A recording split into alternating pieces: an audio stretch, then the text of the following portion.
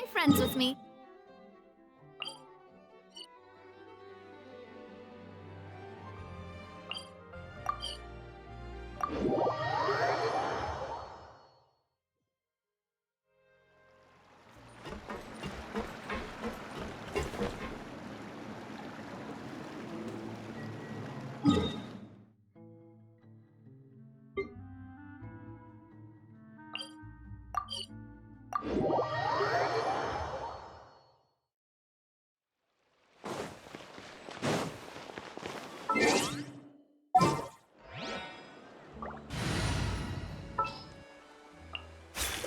Who's our target this time?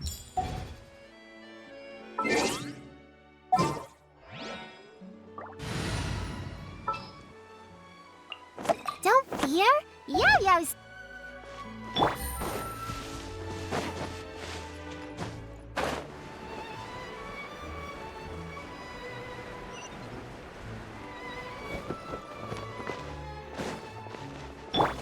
Stay put!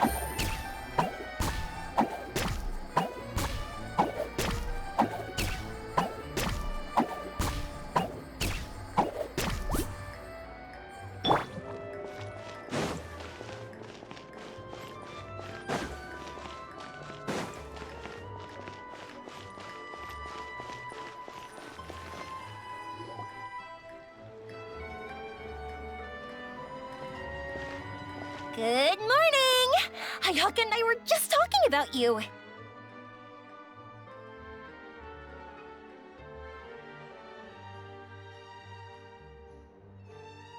Is Chevreuse still not joining us today?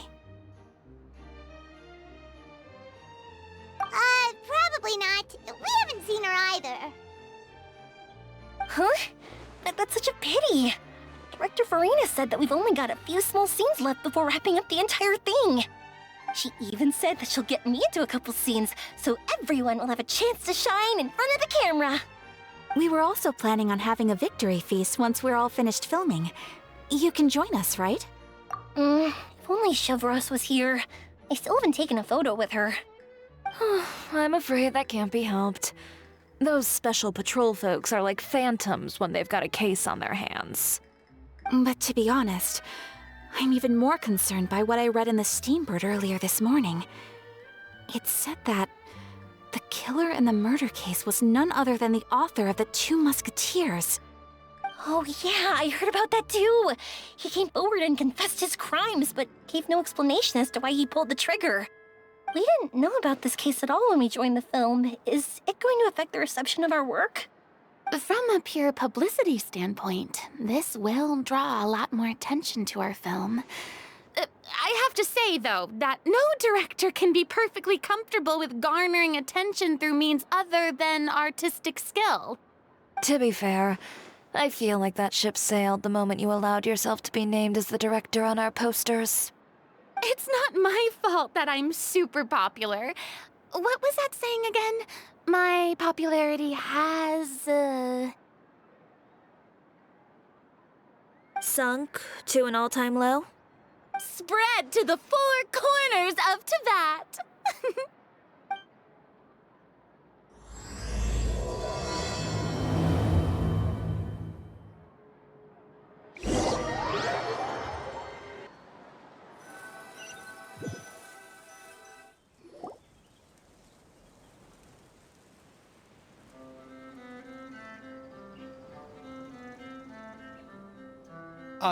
Excuse me, everyone.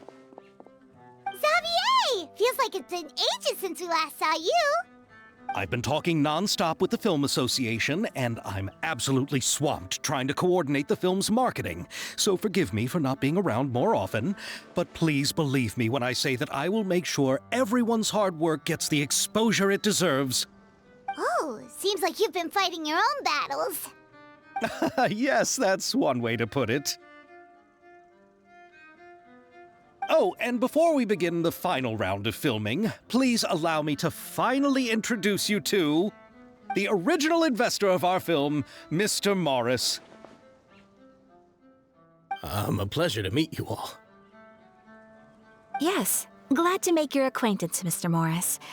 We've heard about the issues you've encountered with your financial situation, and genuinely hope that things have taken a turn for the better. Oh, well, the situation has indeed improved somewhat. Don't worry, Mr. Morris. Accidents and last-minute challenges happen all the time. There's no need to blame yourself over it. The good news is that we're almost done filming now, and I would even say that this is the best story I've ever seen. Is that so? I say that's great news.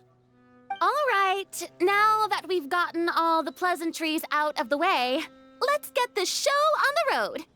We'll mostly be filming typical people and scenery from the streets today to improve the sense of environmental ambiance in some parts of the film.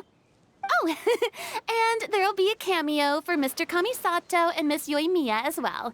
They'll be used to show outsider perspectives on the fates of the two musketeers. That's right. Ayato should be here any minute.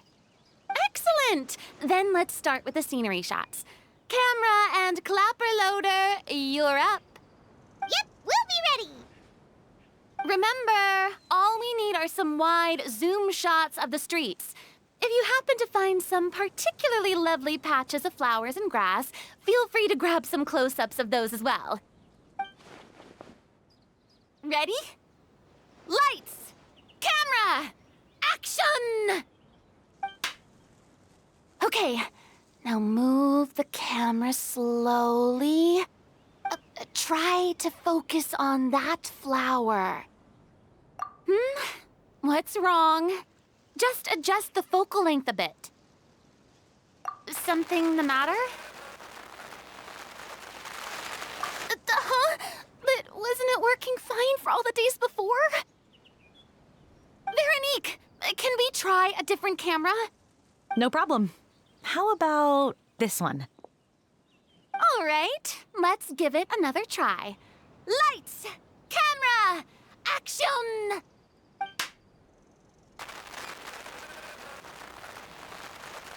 Don't tell me. This one is broken too? Veronique, do we have any other spare ones we can use? I'm afraid we only brought these two today. What? Then go find a workshop to get them repaired right away. Oh, and you too, Bono. Go find our spare camera in the warehouse and bring it back to the set. On it. Greetings, everyone. My apologies for the delay. Is something the matter, Ayaka? It seems like there are some issues with the filming equipment today. We're stuck for the moment. I see. Well, let's not just stand here twiddling our thumbs. Actors, to the makeup booth. We'll start on the next scene as soon as we get a working camera. The people at the workshop told me that the part which holds the lens in place seemed to have fallen off. That's super strange. It was perfectly fine just yesterday. Well, no time to dwell on that now. Let's get back to filming. Ahem! Quiet on set! Places, everyone! Lights! Camera! Action! By the way, have you heard about that recent murder case? Yes, I have. It seems that they've caused quite the commotion in the city. I heard that the chief of the guards is so mad about not catching the culprit that he's about to explode. Oh? I find that quite hard to imagine, considering how he already looks most days. Director, we have a problem. Oh, we're in the middle of a take! Couldn't you wait until we wrapped up this scene? No, Director, our film, all the finalized film that we've been keeping in the case has disappeared. Oh, wait, well, what did you say? Mr. Bono, please take me to where the film was kept right away. I'm coming too. No, Yoimiya, you have to stay here. Oh. Okay, listen up. Everyone who's not working on this current scene can go with Bono to look for the film.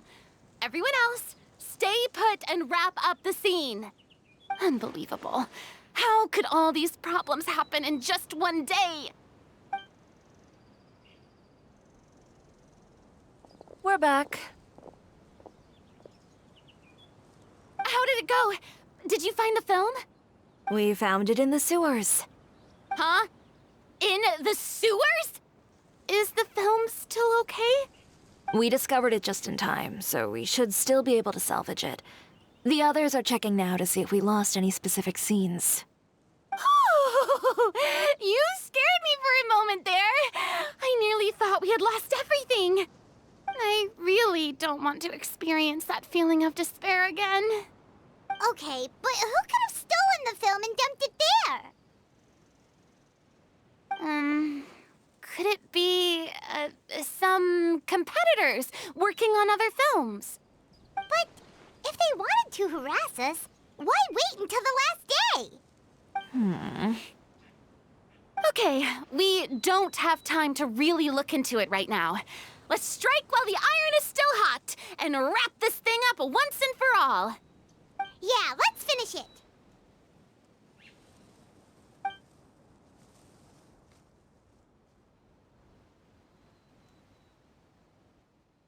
I would like to officially announce that our entry to the festival, The Two Musketeers, has now concluded filming! Paimon is spent. It's so late already. Even though the filming process proved to be extremely challenging, everyone provided valuable and unique contributions to the final product. Thank you all for your dedication and support. And just like Director Furina, I would also like to extend my most heartfelt thanks to all of you. Really, you've all helped me so much. All right, let's save the awards speech for later, and hopefully also get some rehearsals in before the real thing. Anyway, now it's time to party! Let's all make our way to the beach and have a celebration feast so loud and fun that even the blubber beast will want in. Party! Party! Paimon wants to party!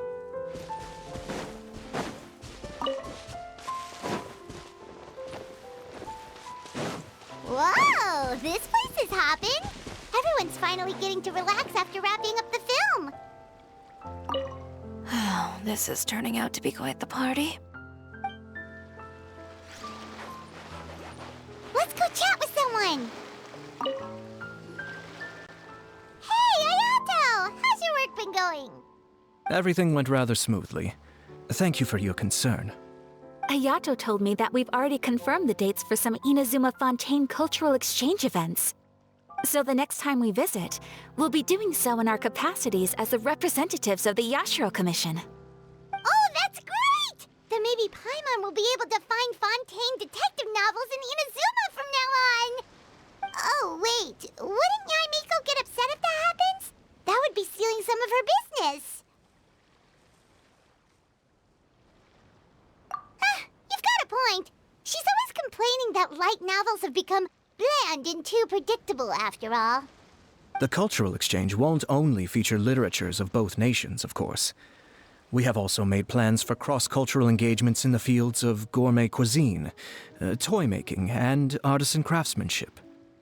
Whoa! Paimon's getting super excited now! When the time comes, be sure to visit and participate in all the events.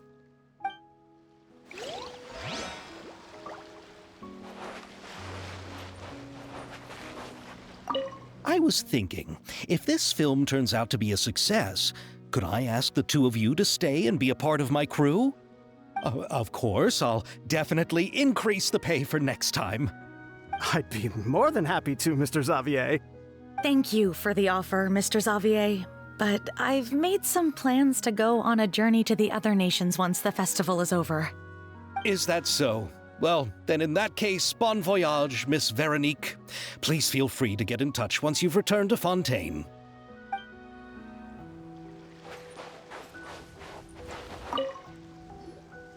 Furina! Oh, my darling clapper loader and camera operator. You've both worked really hard. Paimon thinks you worked even harder than us. Honestly, Paimon was getting a little tired of playing with the clapperboard by the end of it. Worst of all, Paimon started having dreams of you shouting, "Lights, camera, action!" into Paimon's ears. The actual dream can't even start until you've yelled that. Hey, if anything, shouldn't I be more grand and delightful than your dreams? We've been through so much together, and that's how your brain remembers me? That's not Paimon's fault. We've just used the clapperboard too much lately. Anyway, what's most important is that we've wrapped the film. I'm pretty confident that we'll take first prize. Hey, no need to mention the official name. Wait, now that you mention it, if we did win the prize, would Furina just get a statue of herself? Come on, I don't need that kind of attention. Xavier can accept the reward on our behalf. But just imagine! Furina accepting the Furina Award and holding a Furina statue. I'm going back to my dessert now. You all can keep discussing that on your own.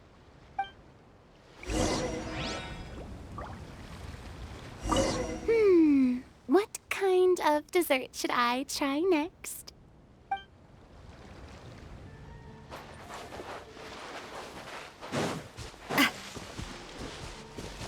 Have you ever seen a fireworks show, Mr. Morris? It's pretty amazing. I'm afraid I haven't, but I'll take your word for it.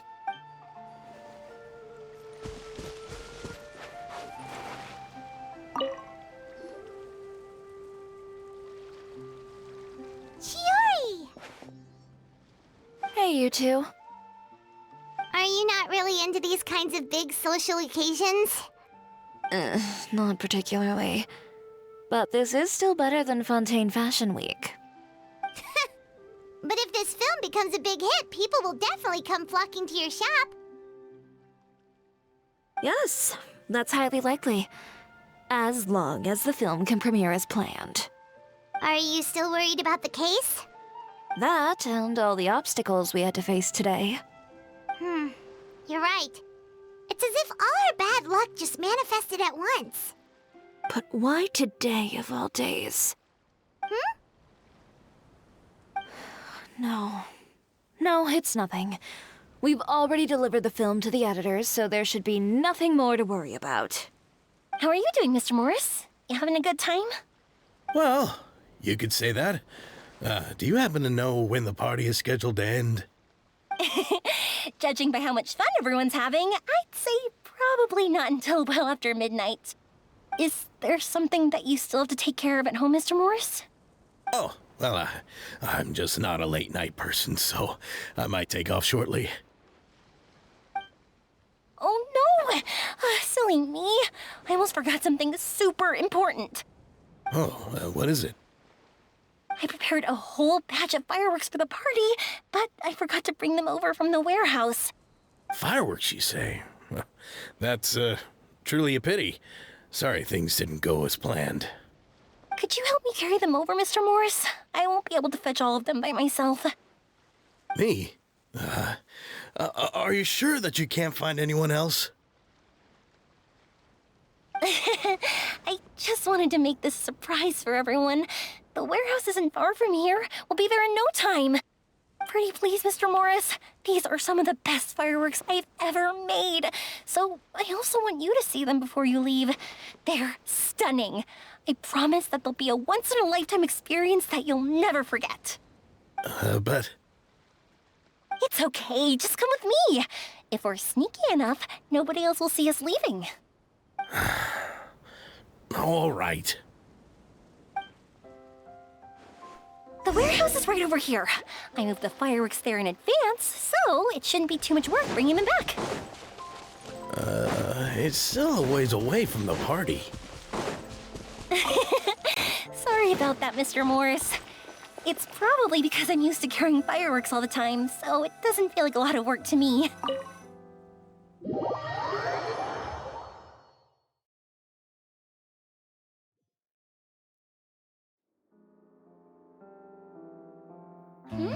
It's dark in here.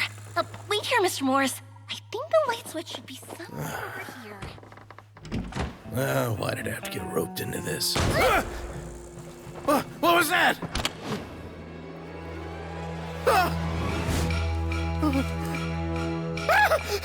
Who's there? Get me out! Get me out of here! Did you really think you'd get away, Morris?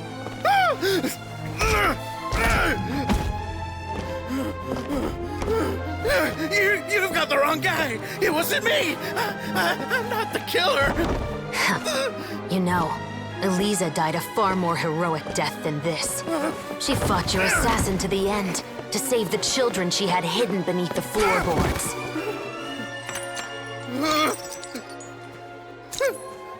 That is Eliza's pendant. The one with a photo of you two inside. The one you gave her. Ring any bells? It's a fake! It has to be! There's no way! No way your assassin didn't destroy it, you mean?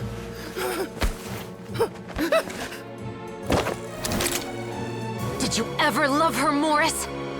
Or was killing her always the plan? No, please. Listen to me. I told Eliza to keep us a secret. I paid her plenty for her silence. I never thought she'd keep the child. Everything was gonna come out, and I had no choice. She forced my hand. No! I'm begging you. I have money. Just name your price, please. You can keep your Mora, and you can go to hell.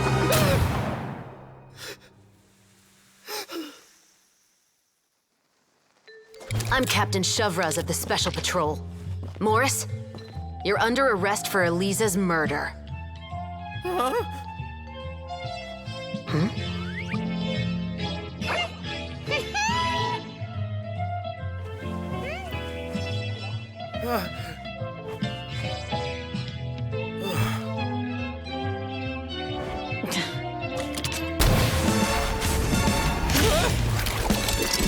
You're under arrest too, prop manager Veronique. Or perhaps I should call you the Second Musketeer.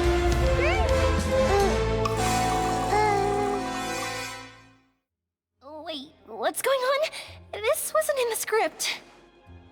Drop the gun, Veronique. Why? Why would you keep me from exacting revenge on this heartless monster? Drop your weapon. This is my final warning.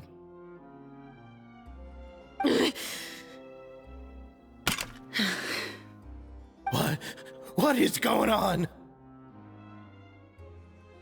Do I have to spell it out for you, Morris? Everything that took place just now was staged to get you to confess the truth. But this last part is all improv, of course.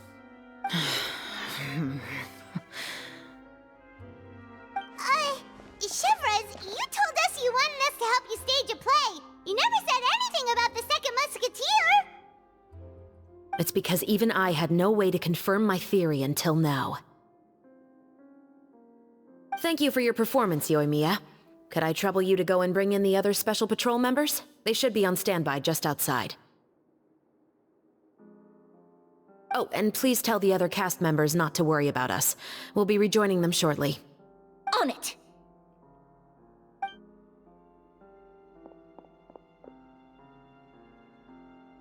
So what do you think, Morris? Care to talk about what happened 20 years ago? My patience is limited, you know. Don't force me to take you back to the interrogation room. I'd wager that you wouldn't last for more than a minute in there. With the recording we made, you have no chance of winning in court. Cooperating with us now is the most practical move. All right. I'll talk. I hired an assassin to murder Eliza. She once worked as a maid on my family's estate. She was very beautiful, and after some time I fell for her. We kept our relationship a secret and carried out an affair for some time, but it wasn't long before she became pregnant. And if my parents ever found out, they would have stripped me of my inheritance and status, driven me out of my home. I also didn't expect Eliza to insist on bringing the pregnancy to term. She even asked me to leave my family and travel far, far away with her. She believed that you were truly in love with her. I didn't have a choice. I gave her a large sum of Mora, told her to leave the family and to get rid of the baby. But then years later, she sent me a letter. There were photos of 2 children, and she even asked if I could find some time to visit them. Huh? 2 children? Paimon thought Baptiste was the only... you mean... Even if she had the children against your will, you could have just ignored the letter entirely. Why kill her? I had just gotten engaged to be married to an heiress from another wealthy family. So if anyone were to find out about Elisa, my life would be completely ruined. I didn't have a choice. No. You always had a choice. You just made the wrong choice. Again. Do you know how it feels to watch your mother be killed right in front of you? My brother and I were hardly even school age yet. We were hidden beneath the floorboards, grasping each other's hands like a lifeline. We were so terrified that we didn't even know we could ever take a breath. All we could do was to watch Mother try to fight back, and then collapse to the floor. Even after the assassin left, we were still too terrified to leave our hiding spot. We thought that he might come back. It was only until the next evening when we finally climbed out and gathered around our mother. But she had already become cold and stiff to the touch. You made up your mind right then and there to bring this case to light. Not only that, we resolved to get our revenge. And that's why you became the Musketeers. No, that's why I became a musketeer. The man from before was also killed by me. My brother had nothing to do with it. I figured as much. You did? I once told these two that he didn't look like a killer to me. His confession from that night also rubbed me the wrong way. I think what really tipped me off was, how could I not feel a sense of regret in him? Huh? He confessed faster than any criminal I've ever met, but he didn't say a single word about you. He insisted that he was the sole perpetrator in the case. But after the questioning ended, I disassembled the musket we dug up from his backyard, put it in front of him, and told him to reassemble it. Wanna guess how far he got? He had no idea where to even start. He's never touched a gun in his life. Based on that, I determined that he was not acting alone. He only surrendered himself to draw our attention and create a moment of opportunity for his partner. So, I decided to play along. And as expected, the second musketeer followed us without hesitation once she saw Morris get separated from the rest of the cast. Besides, why else would he call the novel The Two Musketeers? But how did you know it was Veronique? I figured it out the moment Baptiste told me his father's name. That so-called financial crisis was all just a ruse. He just wanted to sign up as the investor and then leave the film without any source of funding. After all, he has a vested interest in minimizing the reach of this story. It's really just the same thing as what he did to Elisa all those years ago. Human scum. But then Xavier pulled out all the stops and got the film made against all odds. Morris couldn't have that. With the killer in custody, he figured it was safe to act. And so he came to visit the set today, just as I expected. Wait, so you were behind all those mishaps today?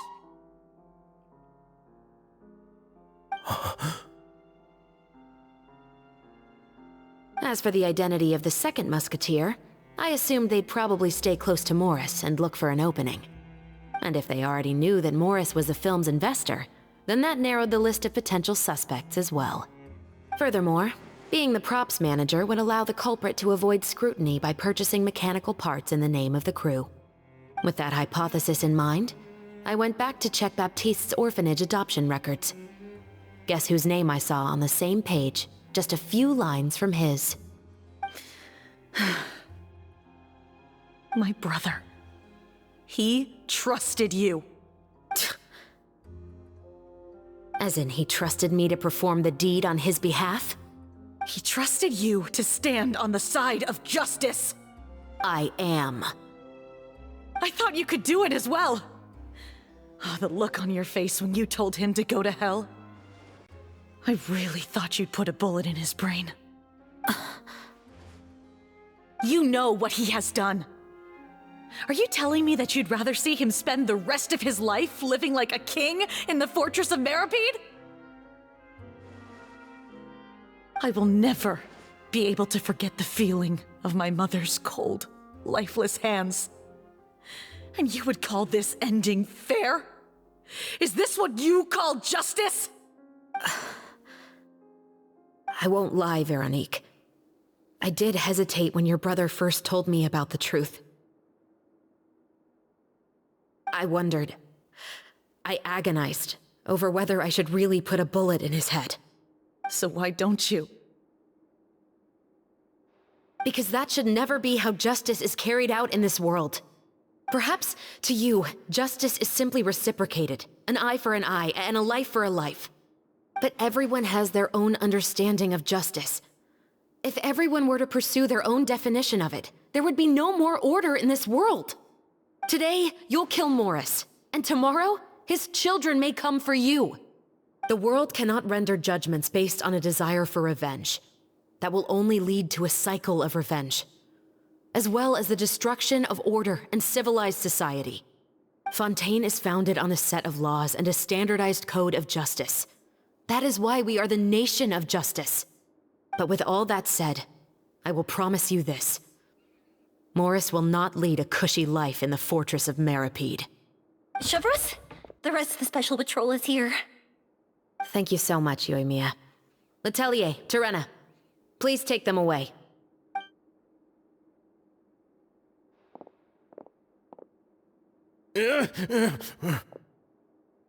I still can't agree with your reasoning.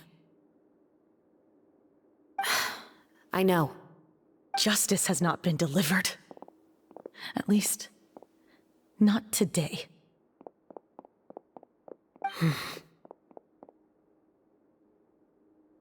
Chevreuse. Let's go. We should give an explanation to the crew. Thank you for your concern. I'm fine. I'm just thinking about the things in life that have driven people to take justice into their own hands.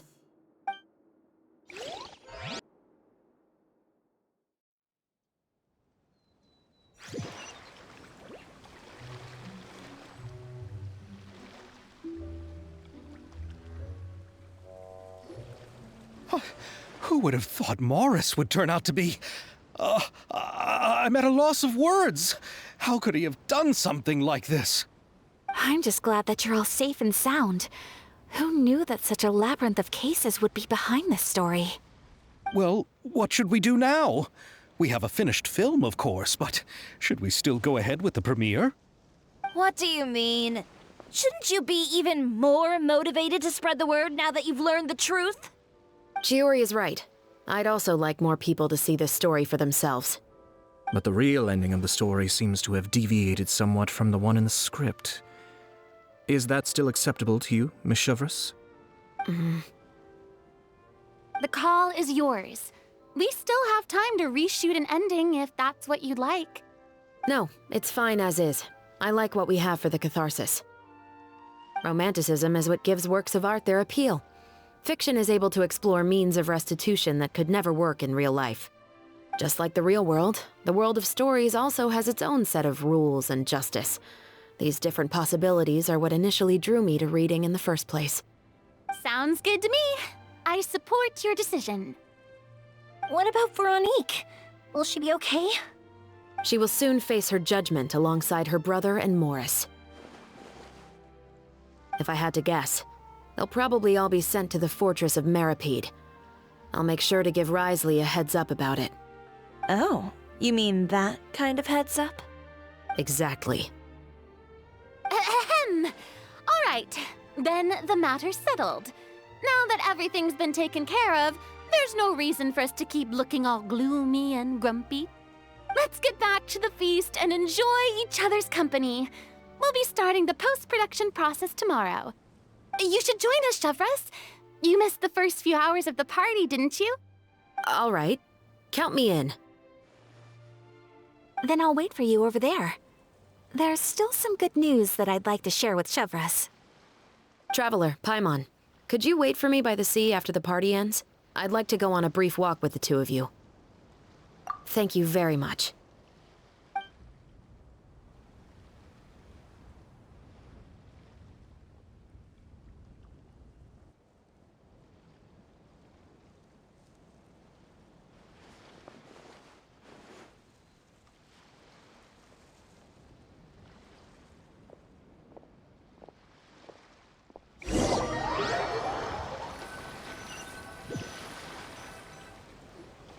Sorry for the wait. Oh, we weren't waiting long at all. Is there something else you wanted to tell us? No, I don't have anything new to share. I just felt that since you were my investigation partners, I should have another conversation with the two of you.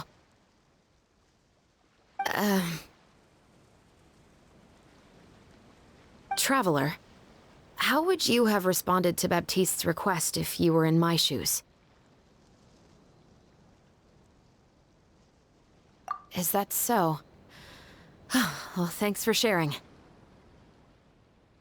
When I was young, my father often took me here to swim.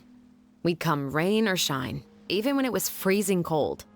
He told me that swimming was the best activity to train one's strength of will. You could never give up before reaching the shore, especially when the water was cold. Oh? Why's that? Because the moment you give up would be the moment you die. At that point, I still hadn't received my vision. One winter, the chilly wind felt almost like knives on my skin, and the seawater was so frigid that it numbed my toes the moment I stepped in. I cried and begged my father to spare me from having to swim across, but he wouldn't listen. He used to be a member of the Special Patrol as well. You could say it was his way of educating his children. That sounds awful.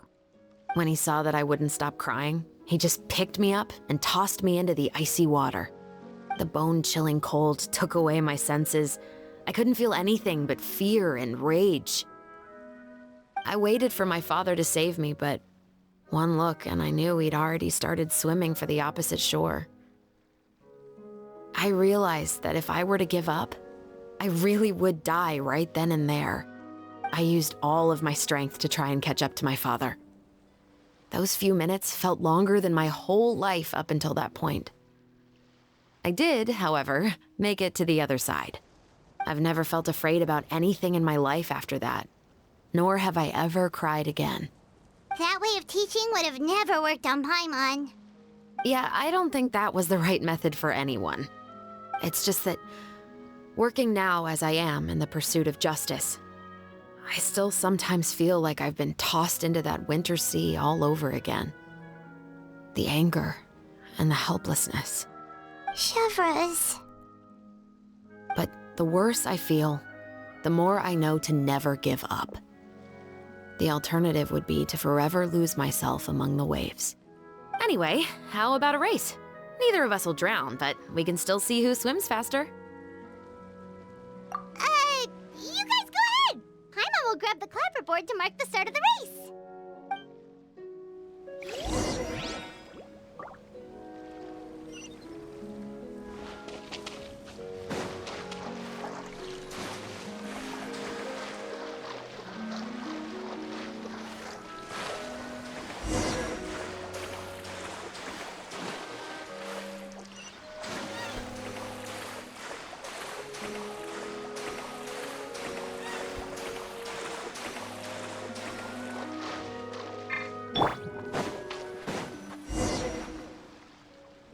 Oh, that felt good. You were so fast in the water, Chevreuse. You were swimming even faster than Paimon can fly. So, about the Special Patrol, did you join because of your dad? Partly, but I'd say I was more inspired by the heroes I read about in stories growing up. Oh, so it's due to your love of stories. Of course, it was only after I joined the Special Patrol that I learned that truth is often stranger than fiction. Come on, let's walk a bit more.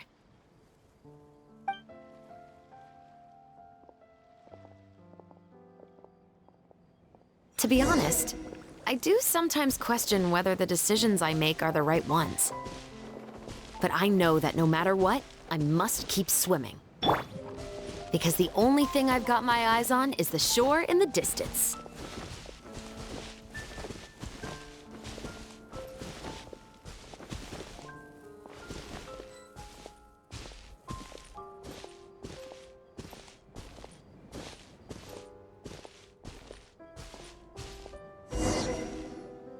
Thank you for coming on this walk with me. I feel a lot better after getting all that off my chest. Huh. We're nearly back at Baptiste's house. Huh. You're right. I didn't realize we were so close. He really did plant a lot of flowers. It's just like how he described it in the story. Huh? Wait. Paimon, Traveler, look! The rainbow roses in the garden. They're in full bloom now.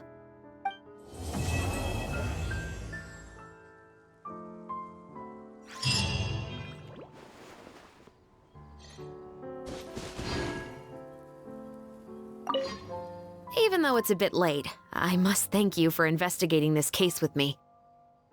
Not on behalf of the Special Patrol this time. It's a personal expression of gratitude from yours truly. Oh, you want to hear more about my father? To be honest, I didn't spend that much time with him. He was always busy with the Special Patrol, so he would often return home really late at night. Some nights, he didn't come home at all.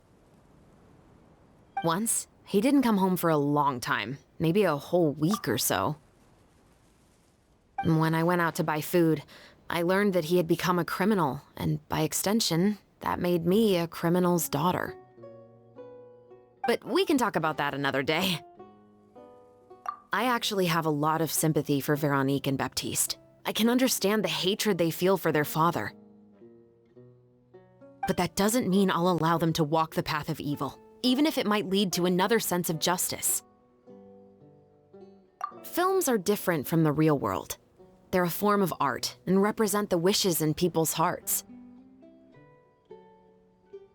I adore the two Musketeers, and I'm very happy to have had the opportunity to act the role as one. I can't wait to catch the film when it premieres in the Opera House. I'm looking forward to seeing the audience's reaction to the climactic ending. Thank you for looking out for me. I'll see you at the award ceremony. I'd be very surprised if we don't win.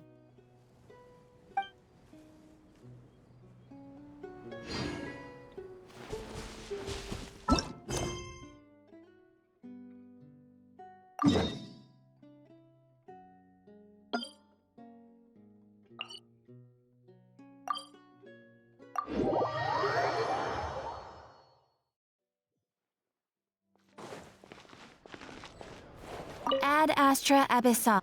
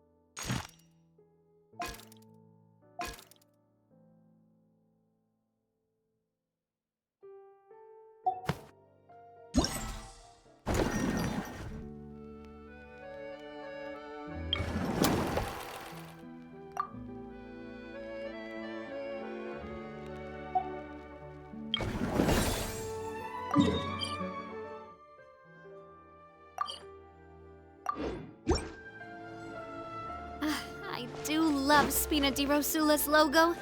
It was designed by my mother. Have you... Ad Astra Abyssos.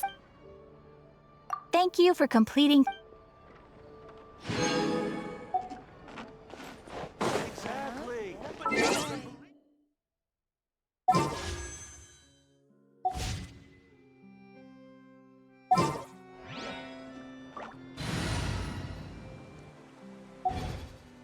There'll be an extra.